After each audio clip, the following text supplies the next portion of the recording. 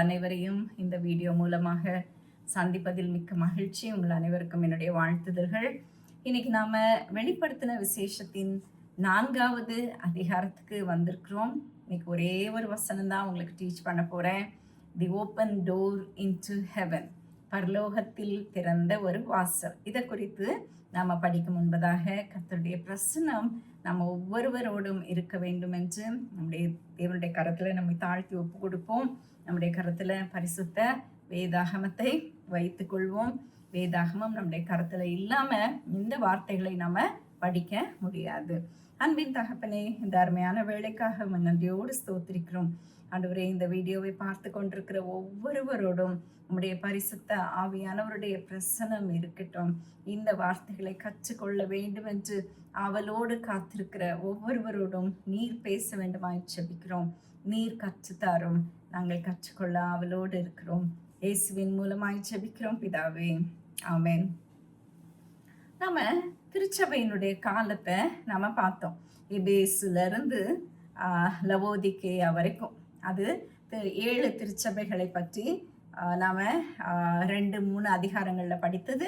நம்முடைய திருச்சபையின், நம்முடைய ஆதி திருச்சபையின் காலமும் அதை சார்ந்து பிரிக்கப்பட்டிருக்கு அப்படின்னு சொல்லி நாம பார்த்தோம். Okay, Ephesus, Smyrna, Pergamum, Thyatira, சர்தை, பிலதெல்பியா அண்ட் லவோதிக்கேயா.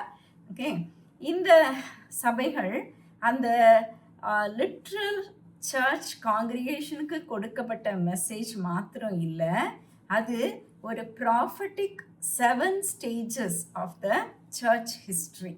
ஓகே, நம்முடைய திருச்சபையினுடைய வரலாறு இதை போலவே இருக்கிறத பிரித்து நம்முடைய முன்னோர்கள் காமித்திருக்கிறாங்க. ஓகே, அண்ட் யோவான் எப்போ வாழ்ந்தாரு?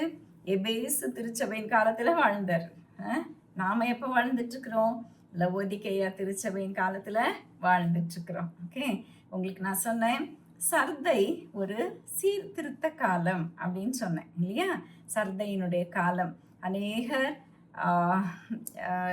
அந்த பீரியட்ல ஆவியோடும் உண்மையோடும் தேவனை தொழுது கொண்டால் போதும் சொல்லிட்டு பிரிந்து வந்தனர். ஓகே, பிரிந்து வந்தனர். ஸோ ஒரு புது டினாமினேஷன் ஆரம்பமாயிடுச்சுன்னு சொல்லி நம்ம பார்த்தோம்.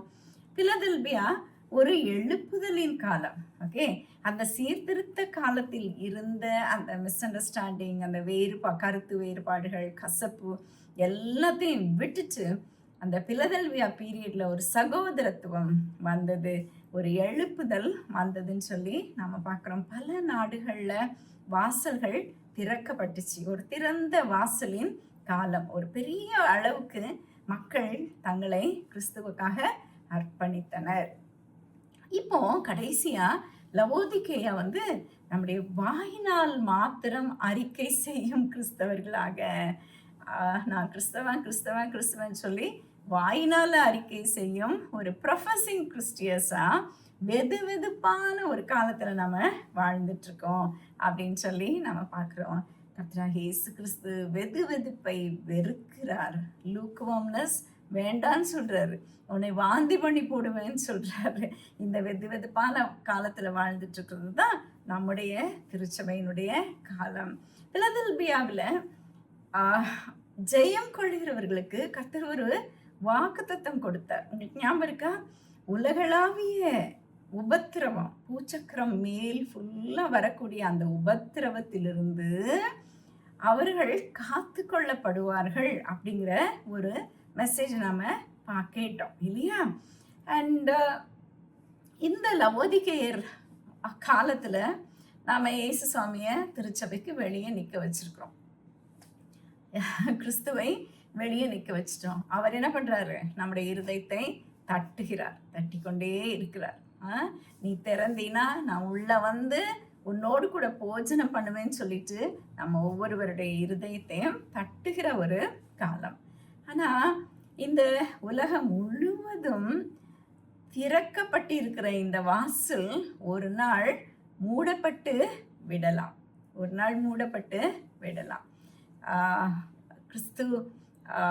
இயேசு கிறிஸ்து ஒவ்வொரு திருச்சபையின் கதவையும் தட்டுகிறார்.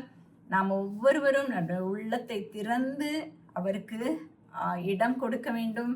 இது பிலதெல்பியா காலம் அல்ல, ஒரு பெரிய ஒரு மாஸ் கன்வர்ஷன், நிறைய பேர் ஆண்டவரை ஏற்றுக்கொள்கிற காலம் இது இல்லை. இந்த காலத்துல தனிப்பட்ட இண்டிவிஜுவல்ஸ் கர்த்தருக்கு ஒப்பு கொடுக்க வேண்டிய ஒரு காலம். ஒவ்வொரு தனி மனிதனுடைய கதவையும் கர்த்தர் தட்டி கொண்டிருக்கிறான்னு சொல்லி பார்த்தோம். இந்த திறந்த வாசல் பீரியட் ஒருவேளை அடைப்பட்டு போகலாம்.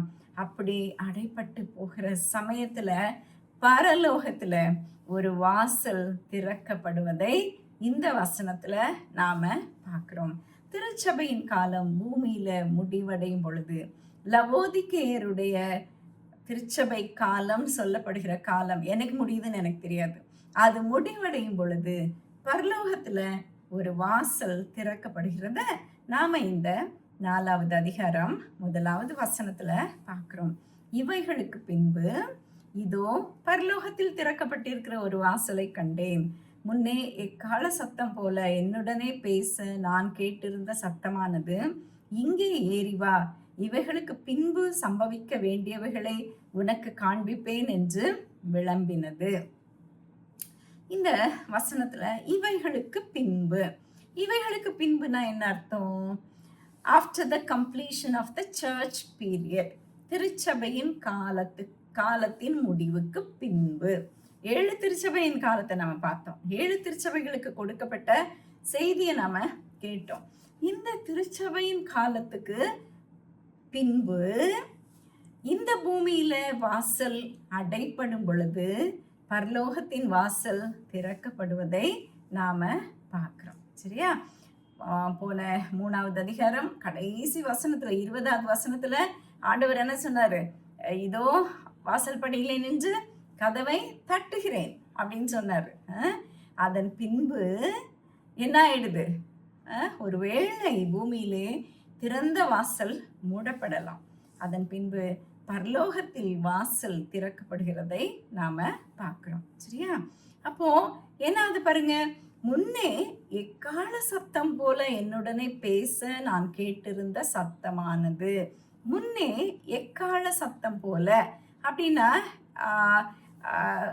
பேச நான் கேட்டிருந்த சத்தமானது. யோவானுக்கு இந்த சத்தம் நல்லா தெரியுது. ஆல்ரெடி யோவான் கிட்ட பேசின அந்த குரல் தான் அது. முன்னே எக்கால சத்தம் போல என்கிட்ட பேசின அந்த சத்தம் அப்படின்னு சொல்லும் பொழுது என்ன அர்த்தம்? யோவானுக்கு இந்த சத்தம் நல்லா ஃபெமிலியரா இருக்குன்னு சொல்லி அர்த்தம். இங்கே ஏறி வா அப்படின்னு சொல்லி ஒரு சத்தத்தை யோவான் கேட்கப்படுகிறத பார்க்கிறோம். உடனே இங்கே ஏறிவாங்கிற சத்தம் வந்த உடனே யோவான் எங்க இருக்காரு? மேல இருக்காரு. ஓகே, இதை இந்த யோவான் மேலே எடுத்துக்கொள்ளப்படும் இந்த சம்பவத்தை திருச்சபை மேலே எடுத்துக்கொள்ளப்படும் நாள் என்று வேதாகம வல்லுனர் சொல்றாங்க. ஓகே, திருச்சபை மேலே எடுத்துக்கொள்ளப்பட்ட பின்னால் உபத்திரவம் ஆரம்பிக்கும். ஓகே, ஸோ அதுக்கப்புறம் தான் ஆஃப்டர் த அதுதான் இதற்கு இந்த திருச்சபை மேலே எடுத்துக்கொள்ளப்பட்ட பின்னர் தான் வெளிப்படுத்துதல் ஆரம்பிக்குது. ஓகே, இந்த 4:1 திருச்சபை மேலே எடுத்துக்கொள்ளப்படும் நாள் அப்படின்னு சொல்றாங்க. இதற்கு பின்னால 6வது அதிகாரத்துல இருந்துதான் 19வது வசனம் வரைக்கும் ட்ரிபுலேஷன் பீரியட். ஓகே, உபத்திரவத்தின் காலம். ஓகே, ஸோ கேர்ஃபுல்லா நோட்டீஸ் பண்ணுங்க. 2-3 அதிகாரங்கள்ல திருச்சபைக்கு மிகவும் முக்கியத்துவம் கொடுக்கப்பட்டுச்சு. Okay, full messages were for churches, 7 churches. Okay, குத்து விளக்குகளின் மத்தியில, சபைகளின் மத்தியில கர்த்தராகிய இயேசு கிறிஸ்து உலாவுவதை பார்த்தோம். செய்தியை திருச்சபையின் ஊழியராகிய 7 தூதருக்கு அவர் கொடுக்கறத நம்ம பார்த்தோம். இந்த அதிகாரங்கள்ல, அந்த 2-3 அதிகாரங்கள்ல 14 தடவை அந்த சபைங்கிற வார்த்தை வருகிறது. ஓகே, திருச்சபை குறித்த வார்த்தை ஒரு 14 times இதுல மென்ஷன் ஆயிருக்குது. ஓகே, ஆனா இந்த 4:1 4வது அதிகாரம் 1வது வசனத்துல யோவான் மேலே ஏறிவான்னு சொன்ன உடனே மேலே போய்டுறாரு இல்லையா? அந்த மேலே எடுத்துக்கொள்ளப்பட்ட பின்னால திருச்சபையை பூமியில நம்ம பார்க்கவே முடியறதில்லை. திருச்சபையை பற்றிய எந்த மெசேஜும் 19வது அதிகாரம் வரைக்கும் கிடையாது.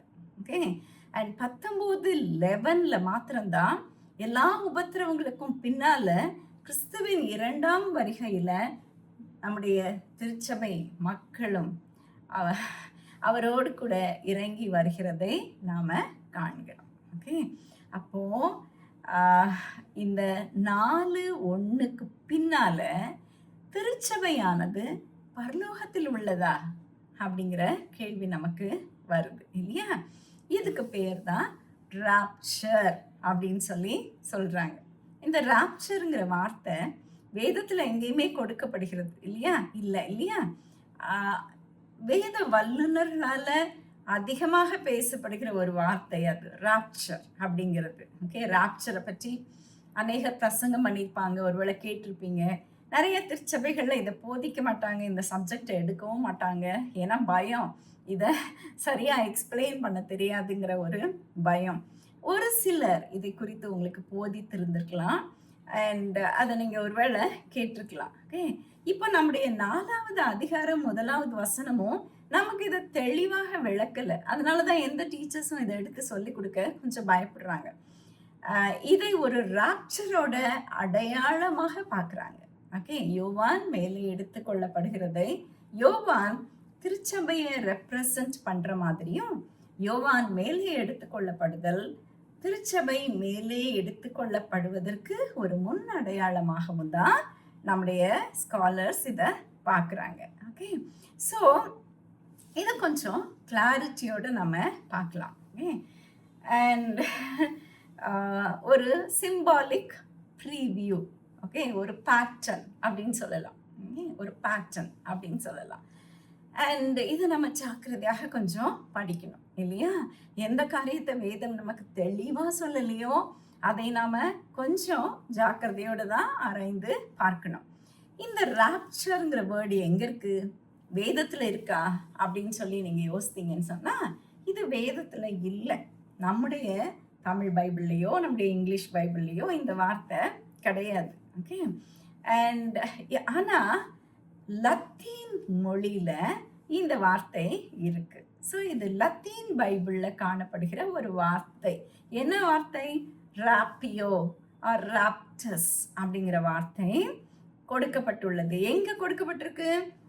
1 தெசலோனியர் 4:17 விளக்கும் பொழுது அந்த வசனம் லத்தீனில் ராப்டஸ் அப்படிங்கிற வார்த்தையினால விளக்கப்பட்டுள்ளது. ஓகே, இதுல இருந்து தான் நாம யூஸ் பண்ணுகிற இந்த ராப்சர் அப்படிங்கிற வார்த்தை வந்திருக்கு. ஓகே, ஸோ இந்த ராப்சர் எப்போ நடக்கும் அப்படின்னு சொல்லி பார்த்தீங்கன்னா, இந்த 4:1 முன்னடையாளமாக கொடுக்கப்பட்ட ஒரு காரியம்னு சொன்னால் இது எப்போ நடக்கும்னு சொன்னால் உபத்திரவத்துக்கு முன்னால் நடக்கும். ஓகே, இன்னும் வெளிப்படுத்துதல் ஆரம்பிக்கவே இல்லை. திருச்சபைகளுக்கு கொடுத்த மெசேஜஸை நம்ம பார்த்தோம். அண்ட் வெளிப்படுத்துதல் இன்னும் ஆரம்பிக்கவே இல்லை. வெளிப்படுத்துதல் எப்போ ஆரம்பிக்கும்? உபத்திரவத்தின் காலம் ஆரம்பமாக பொழுதுதான் வெளிப்படுத்துதலும் நமக்கு ஆரம்பமாகும். ஓகே, ஸோ இந்த ராப்சர் உபத்திரவத்துக்கு முன்னாலேயே நடக்கிற ஒரு காரியம் அப்படின்னு சொல்லி நாம் பார்க்குறோம். சரியா?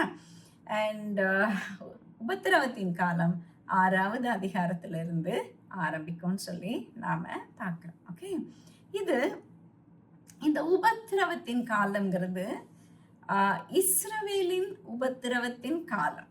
ஓகே, அது இஸ்ரவேலை பாதிக்கிற அந்தி கிறிஸ்து, இஸ்ரவேலை நோக்கி போகிற அந்தி கிறிஸ்து அவனுடைய விசுவாசத்தின் சந்ததியாராகிய நம்மையும் சேர்ந்து உபத்திரவத்துக்குள்ளாக்குவான்னு சொல்லி தான் நம்முடைய வேதம் நமக்கு பின்னால தெளிவா சொல்லியிருக்கு. ஓகே, நான் உங்களுக்கு ரெவலேஷன்ஸ் லேட்டர் சொல்லி கொடுக்கும் பொழுது அதை பற்றி நாம பேசலாம். ஓகே, ஆனா இந்த சமயத்துல திருச்சபை பூமியில் இருக்காது அப்படிங்கிறது வேதாகம வல்லுனரின் கருத்து. ஓகே.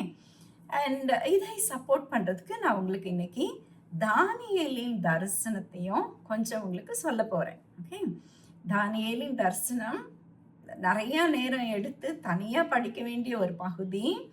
பட் இந்த இடத்துல உங்களுக்கு நான் இதை கொஞ்சமாக எக்ஸ்பிளைன் பண்ணுறேன். உங்களுக்கு தனிப்பட்ட விதத்தில் யாருக்காவது இதில் கொஸ்டின்ஸ் இருந்ததுன்னா நீங்கள் எனக்கு மெசேஜ் கொடுத்து நீங்கள் கேட்கலாம். ஓகே, நான் எக்ஸ்பிளைன் பண்ண தயாராக இருக்கிறேன். சரியா? தானியேல் 9வது அதிகாரம் 24வது வசனம். மீறுதலை தவிர்க்கிறதற்கும் பாவங்களை தொலைக்கிறதற்கும் அக்கிரமத்தை நிவிர்த்தி பண்ணுகிறதற்கும் நித்திய நீதியை வருவிக்கிறதற்கும் தரிசனத்தையும் தீர்க்க தரிசனத்தையும் முத்தரிக்கிறதற்கும் மகா பரிசுத்தமுள்ளவரை அபிஷேகம் பண்ணுகிறதற்கும் உன் ஜனத்தின் மேலும் உன் பரிசுத்த நகரத்தின் மேலும்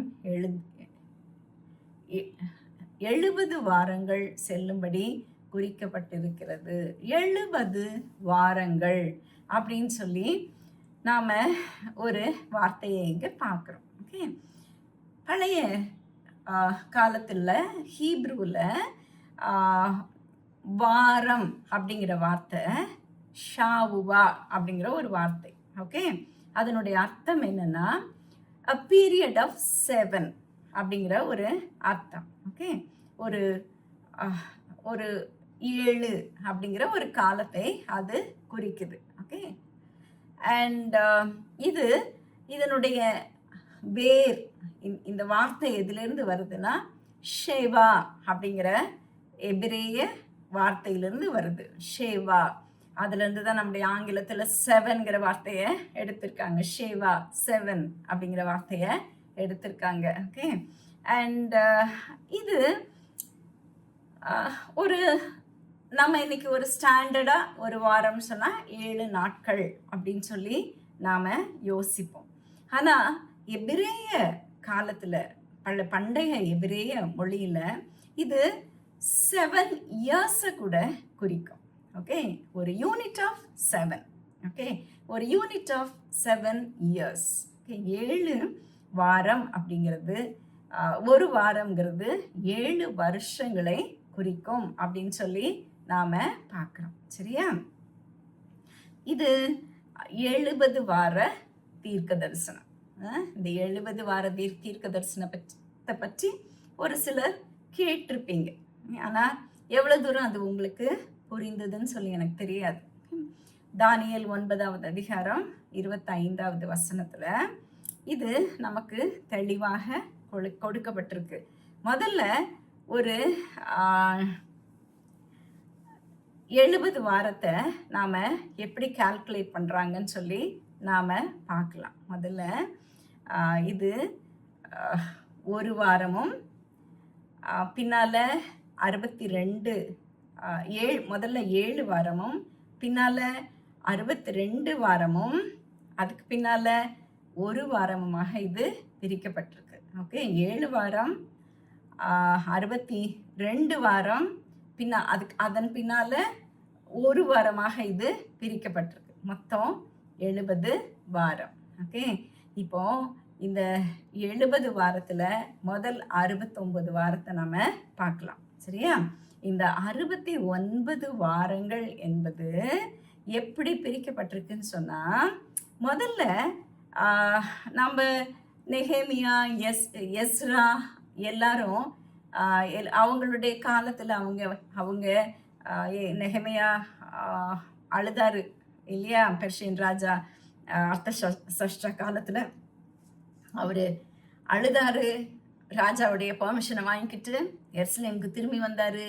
அலங்கத்தை கட்ட ஆரம்பித்தார்.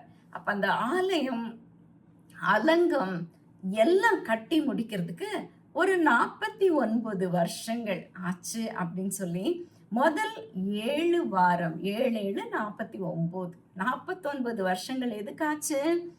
பாபிலோனியர் திரும்பி வந்துட்டாங்க. கோயில் இடிஞ்சு கிடக்கு, அலங்கம் இடிஞ்சு கிடக்கு.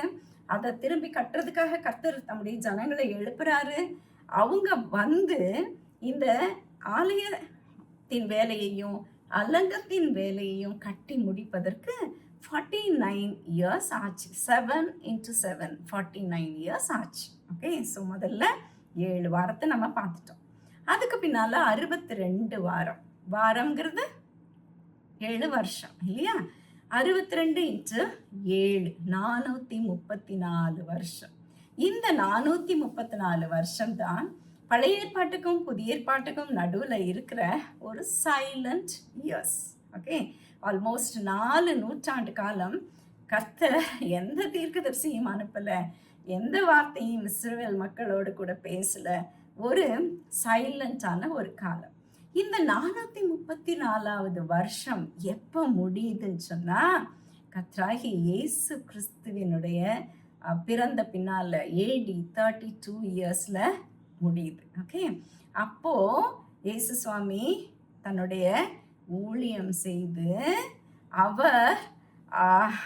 அவர் சிலுவையில் அறையப்பட்ட காலத்தை அது காட்டுது அப்படின்னு சொல்லி சொல்றாங்க. இந்த 483 இயர்ஸ் 69 into 7. ஃபஸ்ட்டு 7 வாரம், அப்புறம் 62 into 7 434 இயர்ஸ். ஸோ டோட்டலாக இப்போ நம்ம எவ்வளோ பார்த்துட்டோம்? 69 into 7 நாம் பார்த்துட்டோம். சரியா? இது எந்த காலத்தை குறிக்குது? மேசியா சிலுவையில் அறையப்பட்ட நாள் வரைக்கும் குறிக்குது. சரியா? மெசையா வில் பி கட் ஆஃப் அப்படிங்கிற வார்த்தை இருக்கு. அவருடைய க்ரூவல் டெத்தை காமிக்கிற தீர்க்க தரிசனம் அங்கே இருக்கு. ஸோ அவர் சிலுவையில் மரித்த நாள் வரைக்கும் இந்த 483 இயர்ஸ் முடிஞ்சு போகிறத நாம் பார்க்குறோம். சரியா? ஸோ 7 into 7 முடிஞ்சிச்சு, 62 into 7 முடிஞ்சிச்சு, டோட்டலாக 69 into 7 முடிஞ்சிருச்சு. இந்த மேசியா கட் ஆஃப் ஆனதுக்கு பின்னால் இயேசு கிறிஸ்து சிலுவையில் மரித்ததுக்கு பின்னால் ஒரு சைலன்ஸ், ஒரு பாஸ். ஓகே, எதுவுமே இம்மீடியட்டாக சொல்லப்படலை. அந்த 69வது வாரத்துக்கும் 70வது வாரத்துக்கும் நடுவில் ஒரு லாங் கேப் இருக்கு. ஓகே, அப்போ இந்த கேப் எது தெரியுமா? 69வது வாரத்துக்கும் 70வது வாரத்துக்கும் நடுவில் இருக்கிற அந்த கேப் என்ன தெரியுமா? AD 32ல் இயேசு சுவாமி சிலுவையில் அறையப்பட்ட காலம் சொல்லி நம்ம பார்த்தோம். அதன் பின்னால் ஈவன் எருசலேம் இடிக்கப்படுறது கூட அந்த தீர்க்க தரிசனத்தில் இருக்கு. அதன் பின்னால் ஒரு பெரிய கேப். ஓகே, அந்த கேப் என்னன்னு சொன்னால் நம்முடைய திருச்சபையின் காலம். இந்த 7 திருச்சபையின் காலம் சொல்லி நீங்கள் பார்த்தீங்க இல்லையா? எபேசு காலம். என்னைக்கு பரிசுத்த ஆவியானவர் பூமியில் வந்து திருச்சபையை நிறுவினாரோ அன்னைக்கு ஆரம்பிச்சது தான் அந்த எபேசுவின் காலம். ஓகே, அப்போ பயங்கர கஷ்டங்களுக்குள்ள கிறிஸ்தவர்கள் போன காலம். ஓகே, அதில் இருந்து நாம் இன்னைக்கு 21வது நூற்றாண்டில் இருக்கிற இந்த லவோதிகேயா திருச்சபையின் காலம் வரைக்கும் ஒரு பெரிய லாங் கேப்பாக கொடுக்கப்பட்டிருக்கு. இந்த 70வது வாரம் என்னைக்கு ஆரம்பிக்கும்? 69 முடிஞ்சிருச்சு, 70 ஆரம்பிக்கிறதுக்கு இடையில ஒரு பெரிய கேப் இருக்கு. அப்போ இந்த 70 எப்போ ஆரம்பிக்கும், 70வது வாரம் எப்போ ஆரம்பிக்கும் அப்படின்னு சொன்னால் யாருக்குமே தெரியாது. என்னைக்கு ஆரம்பிக்கும்? இந்த திருச்சபையின் காலம் முடிவடையும் பொழுது. இந்த திருச்சபையின் காலம் முடிவடைகிறது எதுன்னு சொல்லி யோசிக்கிறாங்க. அந்த யோவான் இங்கே வான அழைத்த உடனே மேலே ஏறி போனார் பார்த்தீங்களா? இந்த ராப்சர்னு ஒரு வார்த்தை கொடுத்துருக்காங்களே, அந்த காலத்தை தான் திருச்சபையின் முடிவு காலம் அப்படின்னு சொல்லி நினைக்கிறாங்க. அப்போ அந்த 70வது வாரம் என்ன நடக்கும்? அந்த கடைசி வாரம் தீர்க்க தரிசனமாக சொல்லப்பட்டிருக்கேன். அந்த கடைசி வாரம்ங்கிறது 7 வருஷம். அந்த 7 வருஷத்துல தான் அந்தி கிறிஸ்து உபத்திரவத்தின் காலம் சொல்லப்படுகிற அந்தி கிறிஸ்துவின் காலம் இருக்கும். அந்த 7 வருஷம் முடிவுல நம்முடைய கர்த்தராகிய இயேசு கிறிஸ்து தம்முடைய 2ஆம் வருகையில திரும்ப வருவார்னு சொல்லி நாம பார்க்கிறோம். இந்த 7 வருஷம்தான் அந்தி கிறிஸ்துவுடைய பீரியட்னு சொல்லி நிறைய இடங்கள்ல தெளிவா விளக்கப்பட்டிருக்கு. முதல் 3 வருஷம் அவன் ரொம்ப நல்லவனாட்டம் இருப்பான், ஒரு நல்ல வேர்ல்டு லீடரா எழும்புவான், எல்லாரோடையும் ஒரு நல்ல சமாதானமா உடன்படிக்கைகளை பண்ணுவான், விசேஷமா இஸ்ரவேல் கூட. அதுக்கப்புறம் அந்த 3 வருஷம் முடிஞ்ச உடனே அவன் சாத்தானுடைய கருவியாக, சாத்தானின் ரூபமாக இஸ்ரவேல் மக்களை உபத்திரவப்படுத்த தொடங்குவான். அந்த நாட்கள்ல தான் அவன் எருசலேம் ஆலயத்துல தன்னை கொண்டு போய் வைக்கிற, தேவன் வாசம் பண்ணுகிற இடத்துல தன்னை கொண்டு போய் வைக்கிற ஒரு நாள் கூட ஒருவேளை வரலாம். அப்படிப்பட்ட காலம், உபத்திரவத்தின் காலம், அந்தி கிறிஸ்துவின் காலம், அந்த 7 வருஷங்கள். ஓகே, இதை குறித்து நம்ம 6வது அதிகாரத்திலிருந்து 19வது அதிகாரம் வரைக்கும் தெளிவாக படிக்க போகிறோம். சரியா? இந்த வீடியோவை தொடர்ந்து ஃபாலோ பண்ணுங்க. உங்களுக்கு தெளிவான விளக்கத்தை நான் ஒவ்வொரு அதிகாரத்திலையும் கொடுக்குறேன். இப்போ இந்த சர்ச் பீரியட் முடியும் பொழுது 70வது வாரம் ஆரம்பிக்கும், அந்தி கிறிஸ்துவின் வருகை இருக்கும். அதுக்கு பின்னால இயேசு கிறிஸ்துவனுடைய 2வது வருகை இருக்கும் சொல்லி நம்ம வேதத்துல அநேக இடத்துல நம்ம படிக்கலாம். உங்களுக்கு நீங்க டைம் இருக்கும் பொழுது தானியேல் 7வது அதிகாரம், தானியேல் 12வது அதிகாரம், இயேசு கிறிஸ்து நமக்கு தம்முடைய வாயினால சொல்லி கொடுத்த மத்தேயு 24வது அதிகாரம், பவுல் நமக்கு சொல்லி கொடுத்த 2 தெசலோனியர் 2வது அதிகாரம், இந்த ரெவலேஷன்ஸ்ல கர்த்தர் யோவானுக்கு வெளிப்படுத்தின 11 to 13 இத சாப்டர்ஸ், இதெல்லாம் நீங்க படிக்கும் பொழுது உங்களுக்கு இந்த 70 வாரம் என்று சொல்லப்படுகிற தானியேலின் தீர்க்க தரிசனத்தின் 70வது வாரம் என்னன்னு சொல்லி உங்களுக்கு தெரியும். சரியா? சரி, ஓகே. இப்போ வாட் இஸ் ராப்சர்? ராப்சர்னா என்னது? Okay, this is the most important ப்ராஃபஸின்னு சொல்லலாம். இது நம்ம ஒவ்வொருவரையும் ஒரு ஆட்டம் கொடுக்குற ஒரு தீர்க்க தரிசனம். ராப்சர் அப்படின்னு சொல்லிட்டு ஒரு தீர்க்க தரிசனம். வேதத்தில் அந்த வார்த்தை இல்லவே இல்லை, ஆனால் லத்தீன் பைபிள்ல இருக்குன்னு சொன்னேன் இல்லையா? இப்போ ஒரு எக்கால சத்தம் போன்ற ஒரு சத்தம் என்ன பண்ணுது, யோவானை பார்த்து இங்க வா அப்படின்னு கூப்பிடுது. ஓகே, இதனுடைய பேரலல் பேசேஜஸ் எங்க இருக்குன்னா 1 தெசலோனியர் 4வது அதிகாரம் 16லேருந்து 17 வசனம், ஒரு ட்ரம்பட் கால், ஒரு எக்கால சத்தம் கேட்கும் பொழுது நாம எல்லாம் வில் பி காட் அப் அப்படின்னு சொல்லி நாம பார்க்குறோம். ஜஸ்ட் ஒரு எக்கால சத்தம் அண்ட் வி ஆர் தேர், அந்த மாதிரி நாம பார்க்குறோம். 1 கொரிந்தியர் 15:52 சொல்லுது, கடைசி எக்காலம் தொனிக்கும் பொழுது அப்படின்னு சொல்லிட்டு. ஓகே, அண்ட் ஒரு sudden upward call into God's presence. Okay, and நீ நினையாத வேளையில சட்டுன்னு கர்த்தர் என்ன சொல்றாரு, கண் இமைக்கும் பொழுதுல உன்னை மேல தூக்கிடுவாரு. ஓகே, அண்ட் யோவான் ஒரு தனிப்பட்ட மனிதனாக இங்கே வான்னு சொன்ன உடனே அவன் மேல எடுத்துக்கொள்ளப்படுகிறான். யோவான் is a representative of the whole church. Okay, so யோவான் மேல போனது இந்த 4:1 ராப்சர் இல்லை, ராப்சர் இன்னும் நடக்கல. ஓகே, இந்த வசனம் ராப்சர் இல்லை, ராப்சருக்கு ஒரு முன்னோடி, ஒரு தீர்க்க தரிசன வெளிப்படுத்துதல் அப்படின்னு சொல்லி நாம பார்க்கிறோம். ஒரு prophetic picture or type of the rapture. இப்படிதான் ராப்சர் நடக்கும் அப்படின்னா இங்கே வாங்குற குரல் கேட்காது, ஒரு எக்கால சத்தம், ஒரு ட்விங்க்லிங் ஆஃப் அன் ஐ, ஒரு கண்ணிமைக்கும் நேரம் நாம மேலே இருப்போம் அப்படிங்கிறது தான் இந்த ராப்சரை பற்றிய ஒரு முக்கியமான ஒரு காரியம். ஓகே, இந்த ராப்சர் ஆன உடனே என்ன நடக்கும்னு சொன்னா, கர்த்தருடைய 2ஆம் வருகைக்கான ஆயத்தங்கள் நடக்க ஆரம்பிச்சிடும். அதற்குரிய அடையாளங்களை கர்த்தர் சொல்லியிருக்காரு பார்த்தீங்களா, அது எல்லாம் ஒன்னொன்னா நடக்க ஆரம்பிக்கும். சரியா? அண்ட் ராப்சருக்கும் கர்த்தருடைய வருகைக்கும் எத்தனை வருஷங்கள் நடுவில் இருக்கு? 1 வாரம், 7 வருஷங்கள், அவ்வளோதான் கேப்பு. அந்த 7 வருஷமும் எத்தனையோ ஒரு 700 வருஷத்தை கடந்து போகிற மாதிரி ஒரு உபத்திரவத்தின் காலம் அது. அந்தி கிறிஸ்துவின் ஆளுகை நடைபெறும் அந்த 7 வருஷங்கள். ஓகே, சரி. புதிய ஏற்பாடு இந்த ராப்சர் பற்றி நிறைய இடத்துல நமக்கு டீச் பண்ணுது. ஆனா ராப்சர்ங்கிற வார்த்தை மாத்திரம் கிடையாது எங்கேயுமே. யோவான் 14வது அதிகாரத்துல, 1 கொரிந்தியர் 15வது அதிகாரத்துல, 1 தெசலோனியர் 16 4வது அதிகாரத்துல, இந்த மாதிரி இடங்கள்லாம் நிறைய டீச்சிங் இதை குறித்து இருக்கு. ஓகே, ஆனா எனக்கு பிடிச்ச முக்கியமான ஒரு டீச்சிங் நம்முடைய ஆண்டவராக இயேசு கிறிஸ்து மத்தேயு 24 40லேருந்து 41 வரைக்கும் கொடுத்தது தான்.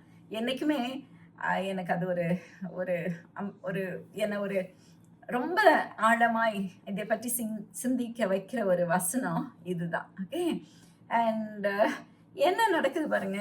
அப்பொழுது 2 பேர் வயலில் இருப்பார்கள், ஒருவன் ஏற்றுக்கொள்ளப்படுவான், ஒருவன் கைவிடப்படுவான். 2 ஸ்திரீகள் எந்திரம் மறைத்து கொண்டிருப்பார்கள், ஒருத்தி ஏற்றுக்கொள்ளப்படுவாள், ஒருத்தி கைவிடப்படுவாள். இதுதான் ராப்சர் அப்படின்னு சொல்லிட்டு இன்னைக்கு பைபிள் ஸ்காலர் சொல்லி கொடுக்குறாங்க. யார் ஏற்றுக்கொள்ளப்படுவா, யார் கைவிடப்படுவா, எனக்காவது யோசிச்சிருக்கீங்களா? இப்போ நம்ம வீடுகளில் நம்ம 2 பேர் இருக்கோம், சரியா? ஹஸ்பண்ட் அண்ட் ஒய்ஃப் இருக்கீங்க. அண்ட் ஏதோ உட்காந்து பேசிட்டு இருக்கோம். திடீர்னு ஒருத்தர் சொல்ல முன்னாடி கண்ணை மூடி கண்ணை திறக்க முன்னாடி போயிடுறாங்க. அண்ட் ஒருத்தர் கைவிடப்படுறாங்க. 2 பேரும் நல்ல கிறிஸ்தவர்கள் தான். அப்போ ஏன் ஒருத்தர் ஏற்றுக்கொள்ளப்படுறாங்க, ஒருத்தர் கைவிடப்படுறாங்க? ஒரு நல்ல விளக்கம் நான் கொடுக்கணும்னு சொன்னா, புத்தி உள்ள கன்னிகைகள் 10 பேர் இருந்தாங்க. 10 பேரும் மணவாளனுடைய வருகைக்காக காத்துட்டு இருந்தாங்க. அவங்க கையில லேம்ப் இருந்துச்சு, அவங்களுடைய கையில லேம்ப் இருந்தது, அதுல ஆயில் இருந்தது. அவங்க ஆயத்தமான கிறிஸ்தவர்கள் தான், மணவாளனுடைய வருகைக்காக காத்திருந்தவர்கள் தான். ஆனா 10 பேர்ல 5 பேர் தான் உள்ள போக முடிஞ்சது. மணவாளன் கதவு திறந்த உடனே 5 பேர் தான் போக முடிஞ்சது. 5 பேர் போக முடியல. எதனால அவங்க கைவிடப்பட்டாங்க? அவங்களும் விசுவாசிகள் தானே, தங்களுடைய கரத்துல ஆயிலோட காத்துட்டு இருந்தவங்க தானே. எண்ணெய் இல்லை அவங்க கிட்ட. அந்த எண்ணெய் முடிஞ்சிருச்சுன்னா அதை ரீஃபில் பண்றதுக்கு எண்ணெய் அவங்க கிட்ட இல்லை, முழுவதுமாய் ஆயத்தமாய் இல்லை. ஏதோ ஒரு சின்ன விஷயத்துல அவங்க குறைபட்டு போயிட்டாங்க. அதனால அவங்க அந்த 5 பேரும் விடுபட்டு போனதை நம்ம பார்க்கிறோம். அப்படிதான் 2 ஸ்திரீகள் எந்திரம் மறைப்பார்கள், ஒருத்தி போயிடுவா, ஒருத்தி கைவிடப்படுவா. 2 பேர் வயல்ல இருப்பாங்க, ஒருத்தர் போயிடுவாரு, ஒருத்தர் கைவிடப்படுவாரு அப்படின்னு சொல்லி பார்க்கிறோம். அப்போ இந்த மேல போறாங்களே, அவங்களுக்கு அங்க என்ன நடக்கும்? ஒருவேளை நியாய தீர்ப்பு நடக்குமா? சிங்காசனம் போடப்படுமா? அவங்க பிரிக்கப்படுவார்களா? இல்ல. அந்த சமயத்துல மேலே எடுத்து கொள்ளப்படுபவர்கள் மணவாளனுக்காக முழு ஆயத்தத்தோடு காத்திருந்த மணவாட்டி. ஓகே, அதனால அங்க நியாய தீர்ப்பை நாம பார்க்க முடியாது. அந்த சமயத்துல எதை பார்ப்போம்? அவரவருடைய கிரியைகளுக்கு பலனை கர்த்தர் கொடுப்பார். ஒரு ரிவார்ட் ஃபங்க்ஷன் தான் நடக்கும், வேற எதுவுமே கிடையாதுங்க. அது கர்த்தர் அவங்கள வெல்கம் பண்ணுவார். பிகாஸ் அவங்க முழுவதுமாய் தங்களை கிறிஸ்துவுக்காக ஆயத்தமாய் காத்து கொண்டு இருந்தவங்க அப்படின்னு சொல்லி நாம பார்க்குறோம். ஓகே, இதன் பின்னால, இந்த ராப்சருக்கு பின்னால என்ன நடக்கும் அப்படின்னு பார்த்தீங்கன்னா, யாக்கோபின் உபத்திரவம், மிகுந்த உபத்திரவத்தின் நாள் அப்படின்னு சொல்லி பழைய ஏற்பாட்டில் தீர்க்கதரிசிகள் சொன்னாங்களே, அவைகள் இப்போ ஆரம்பிக்கும். இது யாக்கோபின் உபத்திரவத்தின் நாள் அப்படின்னு சொன்னா, அந்த கிறிஸ்து குறி வைக்கிறது மெயினா இஸ்ரவேல் மக்களை தான் வைப்பான். ஓகே, அதுக்கப்புறம் மற்றவர்களுக்கும் அந்த உபத்திரவம் வரும் சொல்லி நாம பார்க்கிறோம். சரியா? இந்த ராப்சரின் நோக்கம் எதுக்கு அப்படின்னா, ஏன் ஆண்டவர் திருச்சபையை மேலே எடுத்துக்கொள்ளப்படுவாரு, அதுலயும் முழுதும் ஆயத்தமா இருந்தவங்க எடுத்துக்கொள்ளப்படுவாங்க, கொஞ்சம் குறைவா இருந்தவங்க எல்லாம் கைவிடப்படுவாங்க. அப்போ ஏன் இது அப்படின்னு சொன்னா, இந்த இஸ்ரவேலை திரும்பி பார்க்க வைக்கிற ஒரு காரியம். ஐயோ, நாம இழந்து போயிட்டோமே, நாம இழந்து போனதை இந்த புறஜாதியினர் பெற்று கொண்டிருக்காங்களே அப்படின்னு சொல்லி அவங்க உணர்ந்து அவங்கள அநேகம் பேர் மேசியாவை நோக்கி பார்ப்பார்கள் அப்படின்னு சொல்லி விசுவாசிக்கப்படுது. ஓகே, எங்களுக்கு கொடுக்கப்பட்ட குமாரனை, எங்களுக்கு கொடுக்கப்பட்ட பாலகனை நாங்கள் இழந்து விட்டோமே, எங்களுடைய மேசியாவை இழந்து விட்டோமேன்னு சொல்லி இஸ்ரவேல் திரும்பி பார்க்கிற நாட்கள்.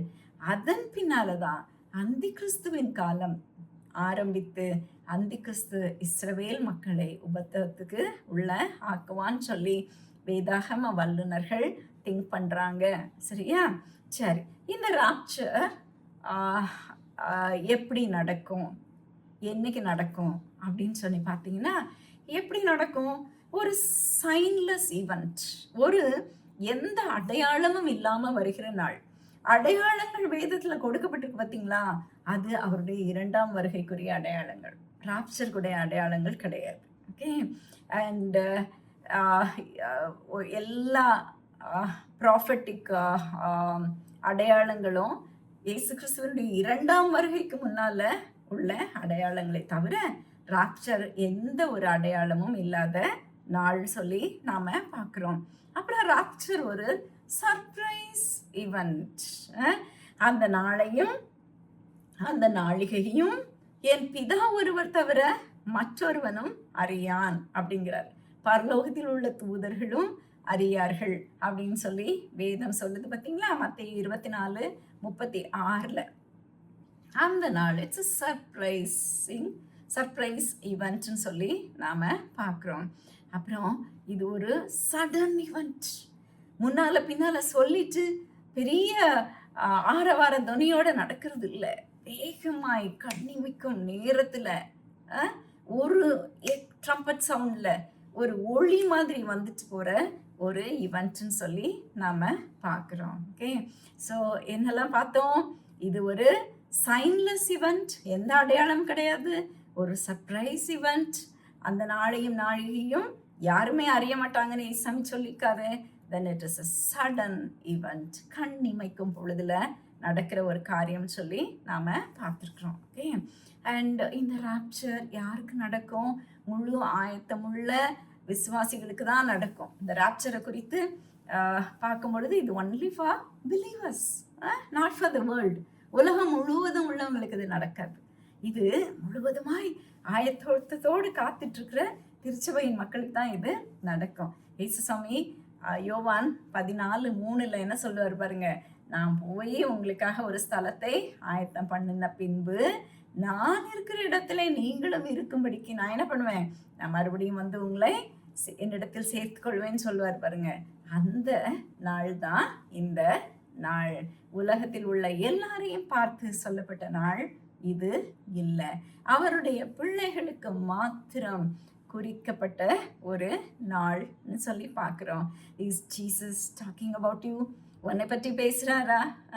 இந்த வசனத்தை நீ படிக்கும் பொழுது, இந்த ராப்சரை பற்றி கேட்கும் பொழுது, இதில் உனக்கு பங்கு இருக்கா? உனக்கு பங்கு இருக்குமா? உன்னை பற்றி யோசித்து பாரு. அண்ட் இன்னைக்கு ஒருவேளை இந்த ராப்சர் நடக்குமானா, ஒரு சர்ப்ரைஸா, ஒரு சடனா, இந்த ஒரு அடையாளம் இல்லாமல் இந்த ராத்திரியில், ஒருவேளை இன்னைக்கு ராத்திரியில் இந்த ராப்சர் நடக்குமானா, are you prepare to meet the saviour? யோசிச்சு பாருங்க. அண்ட் அப்படி நீங்கள் அவரை சந்திக்க முடியாத உங்களை ஆயத்தப்படுத்தணும்னா என்னென்ன மாறுதல்லாம், என்னென்ன சேஞ்சஸ்லாம் உங்கள் லைஃப்பில் கொண்டு வரணும் யோசிச்சு பாருங்க. இன்னைக்கு உங்களை ஆயத்தப்படுத்துங்க. ஓகே, இந்த வேதத்தை போதிக்கும் பொழுது என்றைக்குமே கொஞ்சம் ஜாக்கிரதையாக தான் போதிக்கணும். ஏன்னா பல ஸ்காலர்ஸ் பல விதமான டீச்சிங்ஸ் கொடுப்பாங்க இல்லையா? அதனால ஒருத்தர் டீச் பண்ணுறதை பிடிச்சிட்டு நம்ம எப்பவுமே சொல்ல முடியாது. பலருடைய டீச்சிங்கையும் நம்ம பார்த்து தான் ஒரு காரியத்தை சொல்ல முடியும். Okay, we have to be honest in teaching. Okay, ஏன்னா இந்த ராப்சர் குறித்து there are different interpretations. Okay, சிலர் சொல்கிறாங்க, சில ஸ்காலர்ஸ் சொல்கிறாங்க it's a pre tribulation view. Okay, pre tribulation time அப்படின்னு. இப்போ நான் சொல்லி கொடுத்தேன்ல, உபத்திரவம் ஆரம்பிக்கிறதுக்கு முன்பு அப்படின்னு சொல்லி. வெளிப்படுத்தின விசேஷம் 6ஆம் அதிகாரத்துக்கு முன்பு. அதனுடைய சிம்பாலிக் பாயிண்ட் எது? யோவான் மேலே எடுத்துக்கொள்ளப்படுகிறது. ஓகே. அண்ட் இன்னொரு அடையாளம் அவங்க என்ன சொல்றாங்க? திருச்சபை இந்த 2-3 அதிகாரங்கள்ல நாங்க எவ்வளவு படிக்கிறோம், ஆனா அந்த 4வது அதிகாரத்துக்கு அப்புறம் திருச்சபைங்கிற வார்த்தை வேதத்துல இருந்து மறையுது. அதனால இந்த பீரியட்ல திருச்சபை பூமியில இல்லை அப்படின்னு சொல்லி அவங்க சொல்றாங்க. இதுதான் இப்ப நான் உங்களுக்கு சொன்ன ஒரு காரியம். ஏன்னா இது நிறைய இவாஞ்சலிக்கல் ப்ரீச்சர்ஸ் பிலீவ் பண்ற ஒரு காரியம். சரியா? அதை பேஸ் பண்ணி தான் இப்ப நான் உங்களுக்கு டீச் பண்ணேன். அடுத்தது மிட் ட்ரிபுலேஷன் வியூ. அது என்னது? ராப்சர் எப்ப நடக்குமா?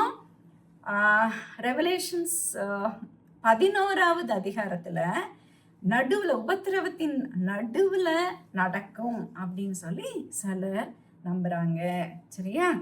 சிலர் எப்படி நம்புறாங்கன்னா, போஸ்ட் ட்ரிபுலேஷன், உபத்திரவத்துக்கு பின்னால 19வது அதிகாரத்துல இயேசு கிறிஸ்து திரும்பி வரும் பொழுது இங்க ராப்சர் நடக்கும் அப்படின்னு சொல்லி சொல்றாங்க.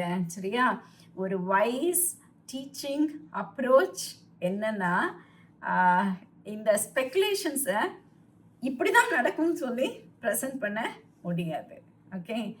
எது நமக்கு ஓரளவுக்கு கிளியரா இருக்கோ வேத வார்த்தைகளின் அடிப்படையில அதை மாத்திரம்தான் ப்ரெசென்ட் பண்ண முடியும். சரியா?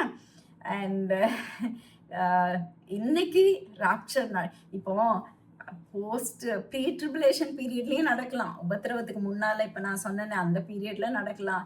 மிட் ட்ரிபுலேஷன் பீரியட்லயும் நடக்கலாம். உபத்திரவத்தின் நடுவுலையும் நடக்கலாம். போஸ்ட் ட்ரிபுலேஷன் பீரியட்லயும் நடக்கலாம். உபத்திரவெல்லாம் முடிஞ்சதுக்கு அப்புறம் ஏசப்பா வரும்பொழுதும் நடக்கலாம். எப்ப வேணாலும் நடக்கலாம். ஆனா ஒரு நாள் நடக்க போகுது இந்த ராப்சர். ஓகே. இன்னைக்கு ராப்சர் அப்படின்னு ஒண்ணு நடக்குமானா உன்னுடைய நிலை என்னன்னு நீ இன்னைக்கு சிந்தித்து பார்க்கணுமே தவிர வேற எதையும் நம்ம ரொம்ப போட்டு குழப்ப வேண்டிய அவசியமே இல்லை. ஒருவேளை நீ கேட்ட ஒரு போதகரோ ஒரு பைபிள் டீச்சரோ இதை மிட் ட்ரிபுலேஷன் பீரியட்ல நடக்குது அப்படின்னு சொன்னாங்கன்னா தயவுசெய்து ஐயோ அவங்க இப்போ நடக்கும்னு சொன்னாங்களே அப்படின்னு சொல்லிலாம் நீங்க குழம்ப வேண்டாம். ஓகே. அண்ட் இது வேதம் நமக்கு தெளிவாக இன்னைக்கு தான் இது நடக்கும்னு சொல்லுகிற ஒரு காரியம் இல்லை. இது ஒரு ஸ்பெகுலேஷன். ஓகே. யோவான் மேலே எடுத்துக்கொள்ளப்படுகிற நாள், திருச்சபை மேலே எடுத்துக்கொள்ளப்படுகிற நாள் என்று ஒரு most popular speculation. Okay. And இந்த லவோதிக்கேயா சபை காலம், இன்னைக்கு நாம வாழ்ந்துட்டு இருக்கிற இந்த வெதுவெதுப்பான சபையின் காலம் முடியுமானால், அது பூமியில இல்லாம போகிற நாள் வருமானா உன்னுடைய நிலைமை என்ன? நீ எடுத்துக்கொள்ளப்படுவாயா, கைவிடப்படுவாயா? இதை குறித்து தான் தாம கவலைப்பட வேண்டுமே தவிர இது இப்போ நடக்கும் அப்போ நடக்கும் சொல்லிட்டு நம்ம டிபேட் பண்ண வேண்டிய அவசியம் கிடையாது. சரியா? அதுதான் முக்கியம். 4:1 ஒரு சிம்பாலிக் பாயிண்ட். ஓகே. இது அந்த இடத்துலயும் நடக்கலாம், இந்த இடத்துலயும் நடக்கலாம், லேட்டரும் நடக்கலாம். ஒரு சிம்பாலிக் பாயிண்ட், அது ஒரு அடையாளம், ஒரு முன் அடையாளம் அது. ஆனா கேள்வி என்ன? கிறிஸ்துவை சந்திக்க நீ ஆயத்தமா? கிறிஸ்துவை சந்திக்க நீ ஆயத்தமா? 2 பேர் உன்னோட கூட இருக்காங்க. ஒருவர் எடுத்துக்கொள்ளப்பட்டு ஒருவர் கைவிடப்படும் நிலைமை உன் குடும்பத்துல வருமா? நீயும் உன் கணவரும் மனைவியுமாக நீங்கள் இருவரும் தேவனை சந்திக்க ஆயத்தமா? உன் பிள்ளைகளோடு நீ தேவனை சந்திக்க ஆயத்தமா? அதை நாம சிந்திக்க வேண்டிய காலம்தான் இது. நம்ம ஒவ்வொருவரும் நம்மை ஆராய்ந்து பார்ப்போம். சிந்தித்து பாருங்கள். கிறிஸ்துவின் வருகை சமீபம். மணவாளன் மணவாட்டியை தன்னோடு ஏற்றுக்கொள்ளும் நாளும் சமீபமாய் இருக்கிறது.